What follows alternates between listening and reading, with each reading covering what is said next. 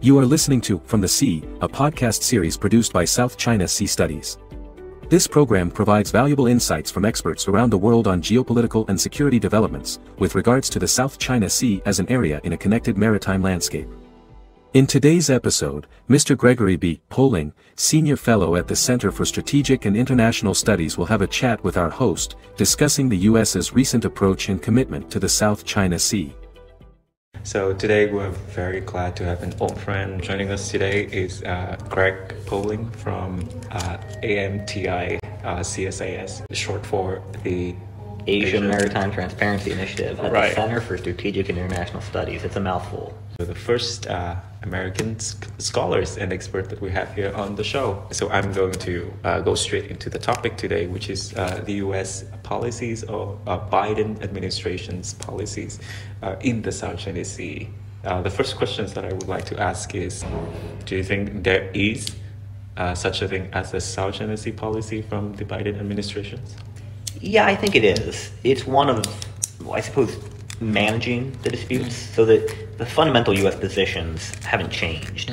I think they're still pretty well encapsulated by the 2020 U.S. statement on claims in the South China Sea issued by then Secretary of State Mike Pompeo, which in particular recognizes the merits of the 2016 arbitration victory that the Philippines won, defends the rights of U.S. freedom of navigation, but also the rights of Southeast Asian claimants to particularly resource extraction within their own EEZs and continental shelves. The U.S. has really staked claims there. The other component of this is the U.S.-Philippine alliance. Since 2019, the U.S. government has been explicit that any attack on Filipino personnel, vessels or aircraft anywhere in the South China Sea, whether on disputed islands or not, would trigger U.S. mutual defense obligations. And the Biden administration has stood behind those two positions effectively unchanged. They've been reiterated by every senior official in the Biden administration.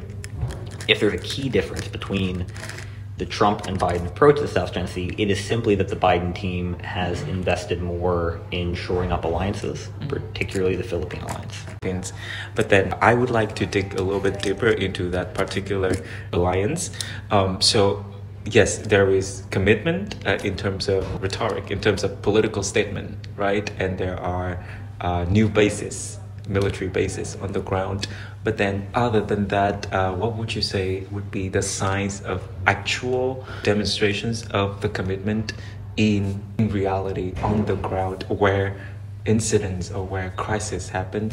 As we have seen, there have been a lot of reported incidents between the Philippine Coast Guard and China Coast Guard or other forces. So there has been a dangerous incident between Chinese and Philippine vessels around Second Thomas Shoal basically once a month, all year. And in every case, there has been a US P-8 aircraft overhead, filming the incident and letting Beijing know that Manila doesn't stand alone. That is a, I think, visible reflection of the U.S. commitment.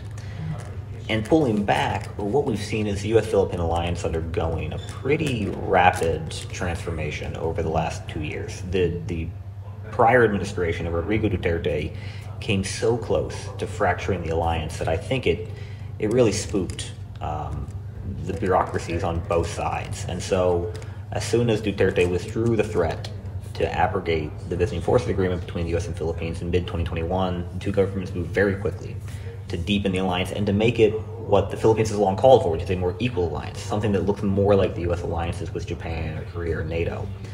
They solidified all of that in late 2021 with a joint vision statement, what's called the Joint Vision Statement on a 21st Century U.S.-Philippine Partnership, and that included a laundry list of things they wanted to do.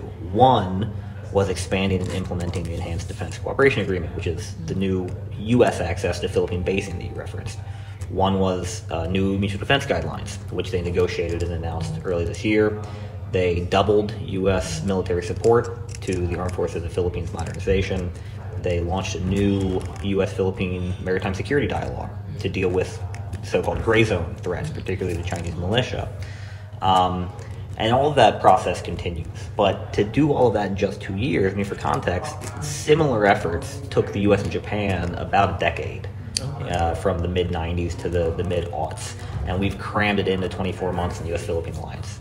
another, let's just say, trend that I have noticed is that within the past years, the Philippines, under Marcos, to be more exact, has been very active in engaging in other U.S. Allies and partners such as Japan and Australia, and there seemed to be a sense of new three ways or four ways groupings emerging in the regions, especially in maritime domain. Would you share the same assessment? Absolutely, and it's not just in the context of the Philippines. For several years now, we've seen particularly the emergence of Japan as a security partner in its own right in Southeast Asia and South Asia.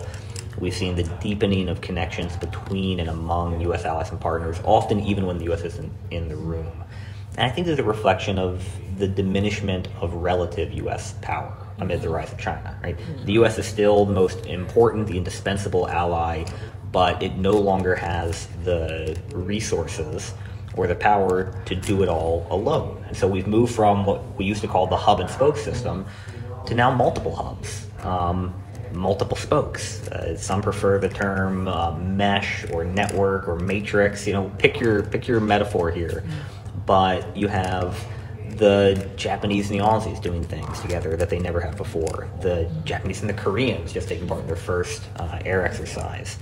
The Aussies and the Filipinos, often without the Americans in the room, because Australia is the only other country besides the U.S. with a visiting forces agreement in the Philippines that allows Australian personnel to train in the Philippines.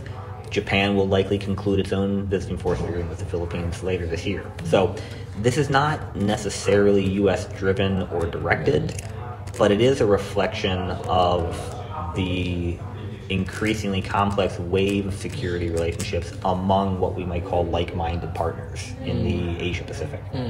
So you said that these groupings are not necessarily U.S. driven. I think the U.S. gladly cheers them on. Okay. And in some cases, the U.S. helps bring them together. The U.S.-Japan-Korea summit in Camp David earlier this year being an obvious example. But the U.S. also had to wait patiently on the sidelines until the Japanese and Koreans reached their own agreement on historical grievance. The U.S. intervening in that only would have ruined the whole thing. And we see that in other contexts. There's a lot of situations in which U.S. involvement could actually be counterproductive given historical grievances and the tendency of the U.S. to overreach. And so one of the things that the Biden administration has done that I don't think the Trump administration could have done is recognize when it needs to just sit back and let things develop on their own. Well, if you a little bit of an insight, an example of a group that the Philippines is a part of, that newly emerged, where the U.S. is not necessarily a direct party, but play a role in terms of facilitating? I think a great deal of Philippine-Japan, and to a lesser degree Philippine-Australia cooperation falls into this category, where there are certain things that the Japanese can do that would be more sensitive if the Americans did it. We saw this even during the Duterte administration. When Duterte was railing against the American alliance, he still deeply valued the growing security relationship with the Japanese. And in many ways, that provided security to the U.S. alliance. It was former Prime Minister Abe who was able to get Duterte to agree that the Americans were important partners after all. We could also point to the growing Philippine-India security relationship. The U.S. had nothing to do with brokering the sale of BrahMos missiles to the Philippines, but I think the U.S. is certainly happy to see it. We've seen so frequently, which is the rise of the so-called minilateral groupings. And then when somebody mentioned minilateral groupings, somebody else would say, oh, how about the already existing regional mechanism? How about the ASEAN? How about the traditional multilateral? Yeah. And there could be a sense that people usually like to pit those two kind of groups together against each other. Right. You're really setting me up for one of my favorite rants here, and I appreciate it. Right. I don't know what the heck people mean when they say minilateral, other than not ASEAN. So minilateral just means not ASEAN. ASEAN is itself a minilateral grouping. So is the Mekong River Commission, and the Iron Sky Patrols, the Malacca Strait Patrols, the Sulu and Silva Sea Patrols, the Lansang Mekong Cooperative Mechanism, you know, on and ACMEX. I could think of a dozen acronyms in Southeast Asia alone that are not inclusive of all of ASEAN and that are by definition minilateral.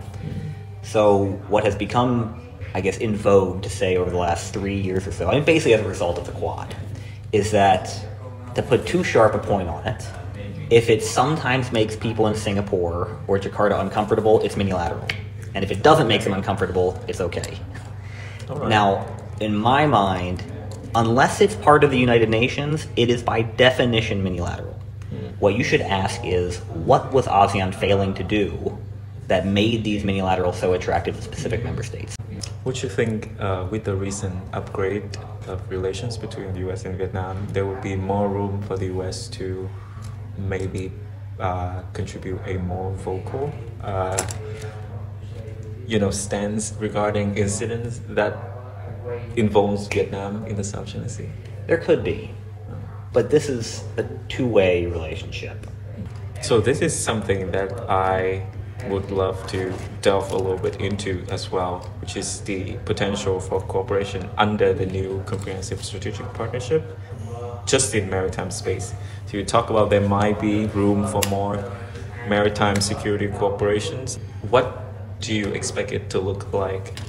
This is hard because I don't think the comprehensive strategic partnership necessarily unlocks new forms of cooperation that weren't already happening. I think it will serve to accelerate the trends we were already seeing.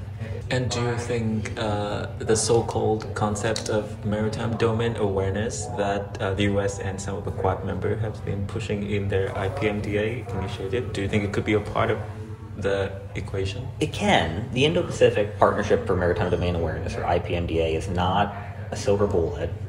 And frankly, it's not the world-changing development that I think some of the US government mistakenly billed it to be at first. It's one more tool in the toolbox for regional states.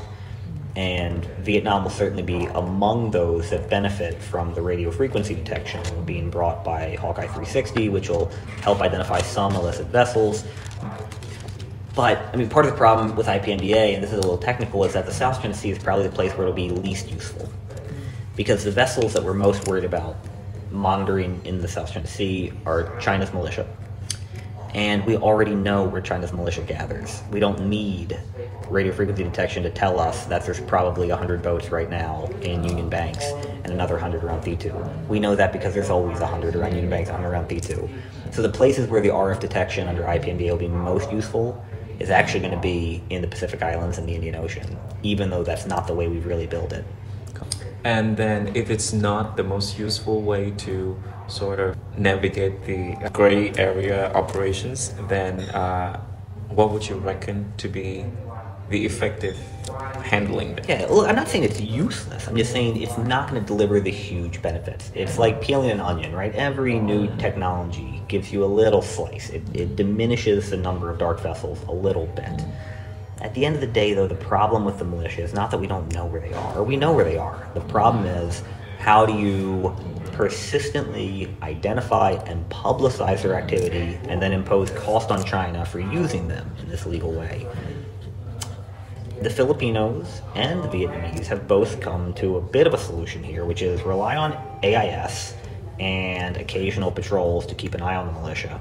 But don't waste your time trying to board and interdict, because they just sit there all day watching their satellite phones anyway. They're an annoyance, but they're not really bothering anybody.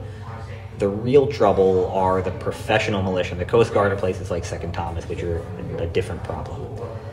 I mean, candidly, the only way to deal with the civilian militia, the spratly backbone fishing boats that hang out in huge numbers and don't do anything, is through reputational damage. Publicize their bad behavior and use it to impose costs on China and other venues. Do you think reputational damage has that big of a deterrence value still? Because obviously we've seen that the ships right now, right, because of technological advances, I don't think they bother turning off their AIS anymore. Right? That's right, they don't turn off their AIS. Yeah. They have cheap AIS, so it usually can't be seen by people like you and me sitting in our computers, but if you get close enough, you can pick them up ship to ship. And now the Philippines has deployed buoys throughout the Spratlys, those buoys are presumably picking up ship-to-ship AIS. So maybe that effect has worn off. They're more nonchalant toward being exposed. I think they always were nonchalant about being exposed, because in the minds of the militia members, they're not doing anything wrong. They're operating in Chinese waters, collecting paychecks from the Chinese government, doing exactly what they were told to do. Why? They don't have anything to hide. The question is, can you impose enough reputational cost that Beijing itself decides to change the policies and pull back the incentive structures that keep these militia out there? And I guess my best answer would be, we don't know because we haven't tried. Doing it for 2 years is not enough. And if anybody thought that taking some pictures of the militia and publishing them in the international press over the course of 18 or 24 months was going to radically change China's behavior was fooling themselves. Can you keep this up for some sustained period of time so that the accumulation of bad press, the rising number of endorsements internationally for the arbitration victory and condemnations of China, which by the way are now over 24 countries publicly calling for China to comply with the ruling, will all of that begin to eat into China's broader interest, which is to be a global leader, to have a seat at the table? I still think that what makes China different from Putin's Russia or Iran, much less in North Korea or Syria, is that China actually does have ambitions for global leadership. And that requires some degree of willing acquiescence from other members of the international community. You cannot get it simply through coercion, which means that imposing costs does harm China. Whether or not we have to wait years, maybe for a new Chinese president to be willing to seek diplomatic off-ramps to remove that cost, maybe. But this was always going to be a long-term game. And if you think that if it's not solved in the next 2 years, then you should give up. You might as well just give up now. Okay. And actually, I saw a sort of solution that the U.S. has been resorting to, which is to increase their law enforcement presence in the region. But then I assume that the law enforcement from the U.S., right, mandate-wise, operation-wise, budget-wise, resource-wise, for them to be visible in the South China Sea, that would be very challenging. I wouldn't read too much into the Coast Guard deployments to the Indo-Pacific. So we've had 2 U.S. national security cutters deploy plan is to deploy to Guam. The latest operational plan seems to be to have 1 dedicated to the Pacific Islands, where the U.S. does have law enforcement rights and responsibilities because of the myriad shipwrighter agreements signed with most Pacific Island states. But we have no such agreements in Southeast Asia. And so the one that will now be operating in Southeast Asia, which will kind of bounce between, I think, North and Southeast Asia, will be there for training and capacity building. And that's valuable. But we're not going to see a U.S. Coast Guard vessel conducting law enforcement operations in the Philippine Sea. And one last thing, a little bit future looking. So 2024, right? Presidential elections coming up, and also there's a lot of conflicts that are still going on that sort of require U.S. attention and resources.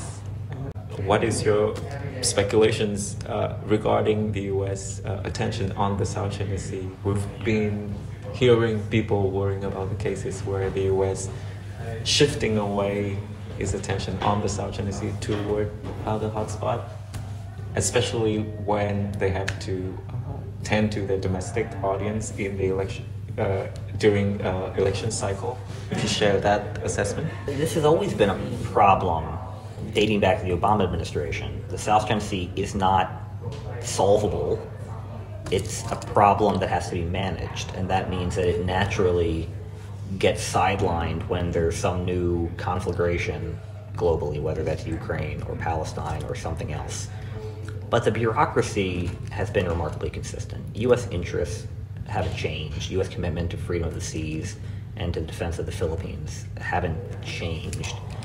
And China policy overall remains extremely bipartisan in Washington, one of the few bipartisan issues. So while I think we know what a Biden presidency would look like in the South China Sea, a Trump presidency might be even more chaotic than it was the first time, because there's probably not a lot of folks left who would actually be willing to serve, unlike the first time. But he'll still be operating in an ecosystem in Washington that has a pretty clear consensus on the China challenge, and a lot of momentum behind things like the deepening U.S.-Philippine alliance. I'd also note we're here in Vietnam, where President Trump was and remains far more popular than he ever was in the U.S. So I think Vietnam would embrace either outcome next year, even if Americans wouldn't. I don't think that's statistically verifiable, but well. Anyway, so we would usually like to, conclude each episode with something a little bit more lighthearted, music-wise. What are you listening to at the moment? If you can share one song with our audience, what would it be? What am I listening to at the moment? Well, right. I have a 6-year-old daughter, so mostly what I'm listening to is a mix of like Katy Perry and Taylor Swift, and then the 90s rock I can convince her to listen to. She's a big Red Hot Chili Peppers fan. Okay, and we're going to be playing some Red Hot Chili Pepper then. Which one?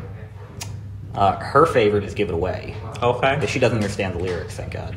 Okay, great. Maybe our audience will. So thank you once again, Greg, for spending time with us with another episode from the Sea. And hopefully we'll be seeing each other very soon. This is the end of this episode. Stay tuned for our upcoming discussion, which will be released on Google Podcasts, Spotify, and Apple Podcasts, as well as on Facebook, YouTube, and Twitter. Thank you for listening.